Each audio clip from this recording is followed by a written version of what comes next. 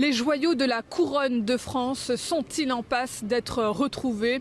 C'est en tout cas l'espoir que nourrit une nouvelle vague d'interpellations 11 jours après l'invraisemblable cambriolage du musée du Louvre.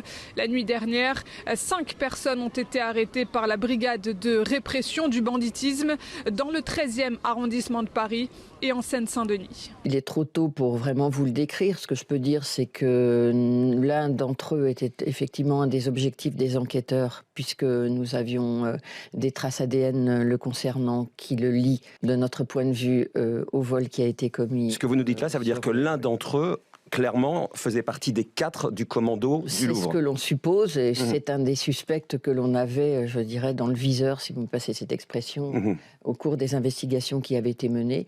Quant aux autres personnes qui sont placées en garde à vue, ce sont des personnes qui peuvent éventuellement nous renseigner sur le déroulement de ces faits. Ces 5 nouvelles arrestations s'ajoutent à la mise en examen des 2 premiers suspects qui ont partiellement reconnu les faits et placés en détention provisoire. Les enquêteurs poursuivent les auditions en garde à vue sans certitude à ce stade de retrouver rapidement les bijoux ou le dernier membre du commando. Mais la procureure de Paris se dit confiante. Comme toute enquête, cette enquête, c'est un peu comme un fil d'Ariane où je ne sais pas s'il faut prendre la comparaison d'une toile d'araignée, mais petit à petit, les enquêteurs, au fur et à mesure des auditions qu'ils réussissent à recueillir, au fur et à mesure des constatations probatoires que l'on a, parce qu'on a d'abord des preuves que l'on trouve sur le lieu des faits.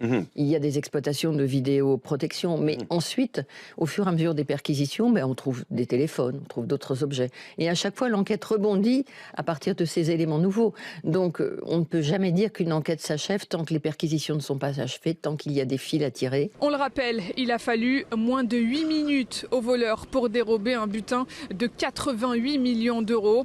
Un casse en plein jour dans le musée le plus visité du monde qui a choqué plus d'un, dont Pierre-Jean Chalençon, un célèbre collectionneur français. Sur les réseaux sociaux, il a crié sa détresse, sa colère après le vol des joyaux de la couronne de France. Sa vidéo est devenue virale. Jamais j'aurais imaginé qu'on puisse faire ça. Je vis un cauchemar. Rendez le bijou de la couronne.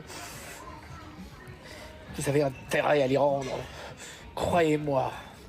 Bande de losers, de voleurs, de crapules. Vous avez intérêt à les rendre. Croyez-moi. On va venir vous chercher. Bande d'escrocs, traîtres. Malgré